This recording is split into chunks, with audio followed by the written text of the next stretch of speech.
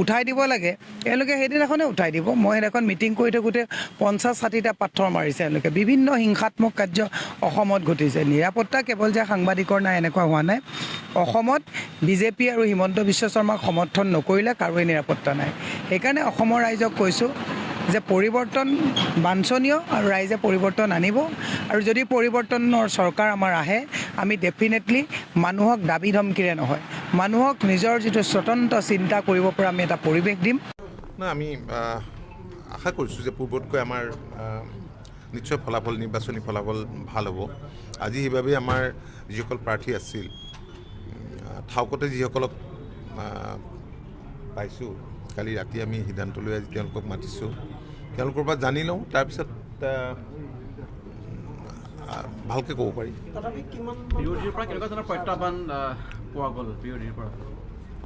বিৰোধীৰ পৰা প্ৰত্যাহ্বান এইবাৰ ইমান নাই।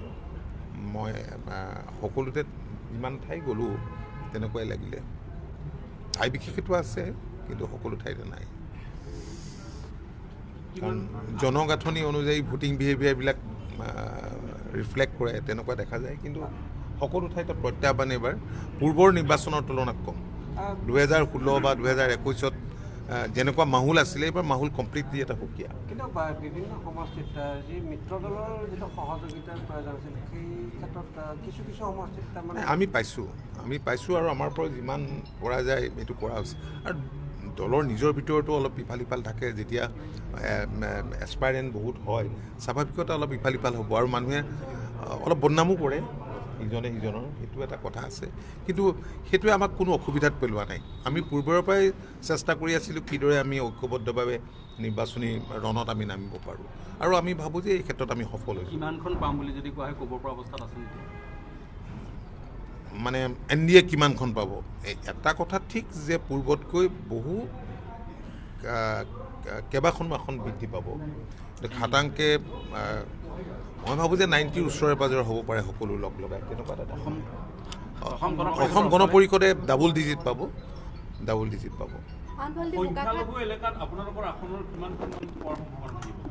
চাওঁ আজি কথা বতৰা পাতি তাৰপিছত এটা সম্যক ধাৰণা এটা ওপৰেপৰিকৈ পাইছোঁ।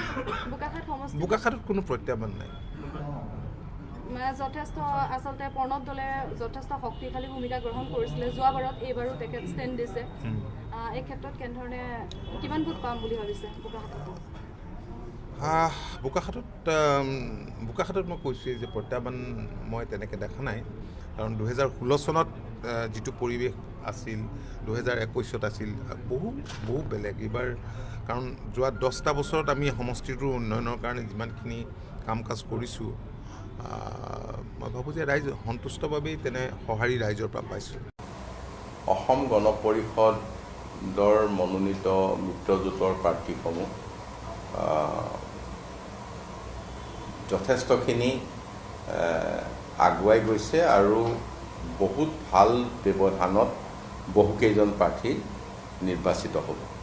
আৰু কেইজনমানৰ ক্ষেত্ৰত খুব কণ্টেষ্ট আছে, তথাপিও তেখেতসকলৰো সম্ভাৱনা আছে।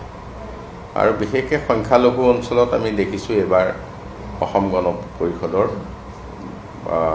যিটো ভেটি এইটো যথেষ্টখিনি সুদৃঢ় হৈছে।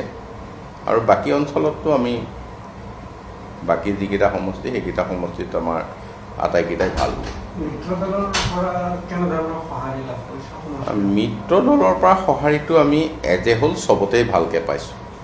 ক'ৰবাত স্থানীয় সমস্যা যদি আছে, কিবা ডিফাৰেঞ্চ আছে, তাত অকণমান খেলি মেলি এটা মই নাই হোৱা বুলি নকওঁ, কিন্তু এজ এ হোল ভাল। আজি যিটো আমি পৰ্যালোচনা হ'ল, এই পৰ্যালোচনা যিখিনি হ'ল সেইখিনি যদি আমি কথা বতৰা কিছু এৰিও দিওঁ তেতিয়াহ'লেও 16খনমান আসনৰ ক্ষেত্ৰত আমি সম্ভাৱনা দেখি আছোঁ। অভিযান চলিব লাগিছিল অসমৰ আটাইতকৈ 2 নম্বৰী দগাবাজ কেলেংকাৰীত জড়িত হিমন্ত বিশ্ব শৰ্মাৰ ঘৰত। অভিযান চলিছে ক'ত? লুৰিণজ্যোতিৰ ঘৰত।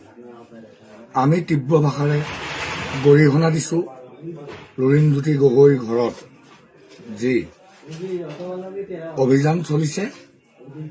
আমাৰ বিৰোধীৰ নেতৃত্বত এইবাৰ চৰকাৰ হ'ব। হিমন্ত বিশ্ব শৰ্মা মাটিৰ তলত লুকাই থাকিলেও গাঁতৰ তলৰ পৰা উলিয়াই আনি আমি জেললৈ পঠামেই। যি ধৰণে ফেচিবাদ নৈৰাজ্যবাদ চলাই আছে অসমত, আমি মনে মনে বহি নাথাকো। আমাৰ চৰকাৰ হ'ব আৰু হিমন্ত বিশ্ব শৰ্মাক য'তেই নাথাকো চোচৰাই ধৰি আনি চিধা লকাপৰ ভিতৰত ভৰাই থোৱা হ'ব। ধন্যবাদ।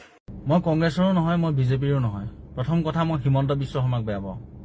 হিমন্ত বিশ্ব শৰ্মাৰ কথাৰ ইলুটি শিলুটি কৰি থকা এই গুণটোৰ কাৰণে মই হিমন্ত বিশ্ব শৰ্মাক বেয়া পাওঁ। তেওঁ লাগিলে বিজেপিতে থাকক, তেওঁ লাগিলে কংগ্ৰেছতে থাকক, সেইটোৰ লগত মোৰ কোনো কথা নাই। মই হিমন্ত বিশ্ব শৰ্মাক বেয়া পাওঁ। আৰু আপোনালোকে সেই মানুহজনকে কথা ইলুটি শিলুটি কৰি থকা, কোনো মুখ্যমন্ত্ৰীৰ পদবীটোৰ মৰ্যাদা ৰাখিব নোৱাৰা সেই মানুহজনকে আপোনালোকে আকৌ মুখ্যমন্ত্ৰী হিচাপে বিচাৰিছে। কাৰণ আপোনালোকক 9,000 টকা দিলে, আমুকটো আঁচনি দিলে, তামুকটো আঁচনি দিলে, সেই আঁচনিবিলাকৰ কাৰণে আপোনালোকে মুখ্যমন্ত্ৰী হিচাপে আকৌ হিমন্ত বিশ্ব শৰ্মাকে বিচাৰিছে। কিন্তু আপোনালোকে এই কথাটো চিন্তা কৰিব পাৰিছেনে যে সেই 9,000 টকাকে যে আপোনালোকক দিলে, সেই পইচাকেইটা ক'ৰ পৰা আহিছে? হিমন্ত বিশ্ব শৰ্মাই পকেটৰ পইচা দিছে নেকি আপোনালোকক? ধাৰ কৰিছে। প্ৰায় 1 লাখ কোটি টকাৰ ওপৰত অসমত ধাৰ হ'ল, আৰু সেই ধাৰৰ পইচাবিলাকে আপোনালোকক বিলাই ফুৰিছে। আৰু সেই ধাৰ পৰিশোধ কৰিব লাগিব, এদিন নহয় এদিন সেই ধাৰখিনি পৰিশোধ কৰিব লাগিব। ক'ৰ পৰা কৰিব? আপোনালোকে 9,000 পোৱাসকলে আপোনালোকৰ পকেটৰ পইচা দিব নেকি ধাৰ মাৰিবলৈ? নে সম্পত্তি বিক্ৰী কৰি দিব নেকি? নে হিমন্ত বিশ্ব শৰ্মাই, ৰিণিকী ভূঞা শৰ্মাই নিজৰ সম্পত্তি বিক্ৰী কৰি পেলাই সেই ধাৰখিনি মাৰিব? সেই ধাৰখিনি মাৰিব অসমৰ প্ৰতিজন জনসাধাৰণে, প্ৰতিজন মানুহে সেই ধাৰখিনি মাৰিব লাগিব। আজি বস্তুৰ দাম বঢ়াব, কিবা কৰিব, তেনেকে ধাৰখিনি মাৰিব। আপোনালোকক চামুচেৰে দিছে আৰু নিব বেলচাৰে। সেই কথাটো আপোনালোকৰ চিন্তা কৰিব পৰা শক্তিকণ আপোনালোকৰ ভগৱানে দিলে নিদিলে নাজানো, কিন্তু আপোনালোকতো আমাতকৈ বহুত জ্ঞানী, বহুত অভিজ্ঞ, বহুত মগজ আছে আপোনালোকৰ। আমি ইমানকণমান মগজ আঁঠুত লৈ আছো। গতিকে সেই চিন্তা কৰিব পৰা শক্তিকণ আপোনালোকক যে ভগৱানে দিছে, গতিকে আপোনালোকে এই মগজটো লগাই অকণমান চিন্তা কৰি চাব। এনেই হাংগু পাংগু হৈ পিছতে আঁচনি সোপা দি আছে কাৰণে পিছত লেমটো হৈ হাংগু পাংগু হৈ ঘূৰি ফুৰি লাভ নাই। গতিকে কথা কিছুমান চিন্তা কৰি পেলাই আপোনালোকে কিছুমান কথা ক'ব। এনেই যি টি কথা গাবলৈ নাহিব। আপোনালোকৰ এই মগজটো আছে নহয়, মগজটো অকণমান চিন্তা কৰিব, ঠিক আছে? আঁচনি সোপা দি আছে বুলিয়ে আপোনালোকে পিছত লেমটো হৈ দৌৰি নুফুৰিব। বাকী আঁচনি আপুনি নিজৰ কাৰণেহে পাইছে, বাকীসকলে নোপোৱাসকলে আঁচনিখিনি আপোনালোকক দি তেওঁলোকৰ নিজৰ সম্পত্তিৰ তালিকা যে কিমান বৃদ্ধি হৈ গৈ আছে, সেই কথাটো আপোনালোকে চিন্তা কৰি নাচায়। সেইবোৰ চিন্তা কৰিবলৈ আপোনালোকৰ সময় নাই, কাৰণ আপোনালোকক দি পেলাই এইটো মুখখন বন্ধ কৰি থৈ দিছে। সেইকাৰণে আপোনালোকৰ সেইবিলাক কথাত মাত মাতিবলৈ আপোনালোকৰ সময় নাই। আপোনালোকেতো পাই আছে আৰু পাই থাকিব, মুখ্যমন্ত্ৰী হৈ থাকিলে পাই থাকিব, কিন্তু ক'ৰ পৰা আহিব, কেনেকৈ ধাৰ মাৰিব লাগিব, সেই কথাটো আপোনালোকৰ চিন্তা কৰিবলৈ মগজটো নাই। ক'লে আমি বেয়া। এগৰাকী আইনৰ ছাত্ৰীক দিন দুপৰতে বহিৰাগতই খেদি খেদি মাৰপিট কৰিব পৰা হ'ল। ফটাহিল আমবাৰীত স্কুটিত অহা দুগৰাকী ভগ্নীক বহিৰাগতই খেদি খেদি আক্ৰমণ কৰিব পৰা হ'ল।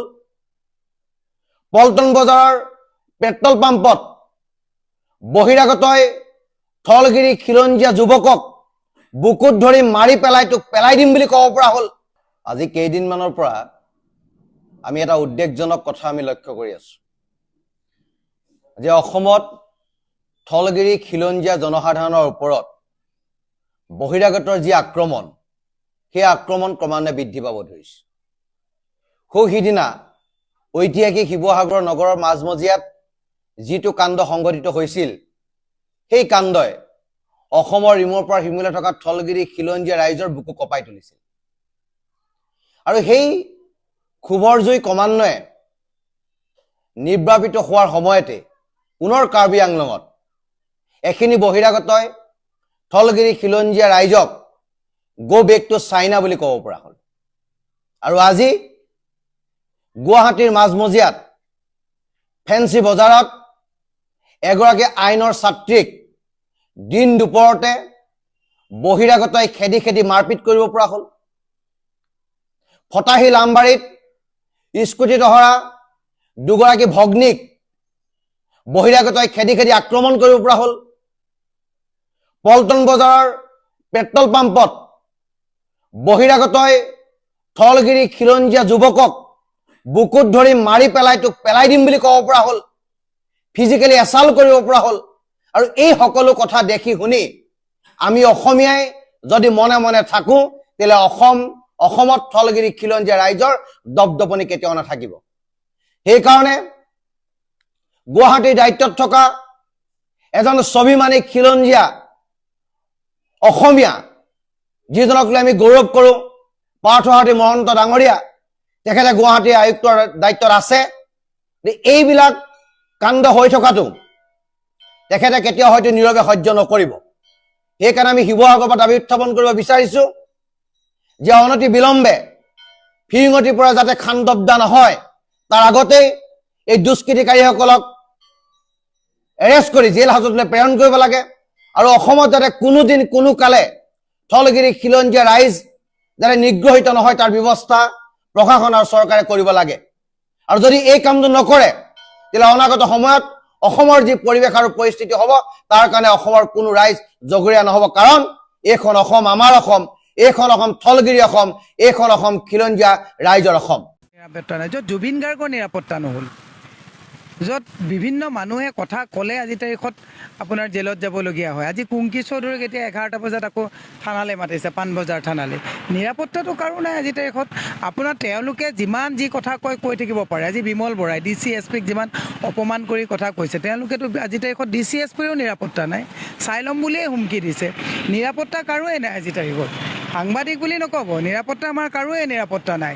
যিদিনাখনলৈকে ভগৱানে নিৰাপত্তা দিব সেইদিনাখনলৈকে, এওঁলোকে যিদিনাখন ভাবিব যে এওঁলোক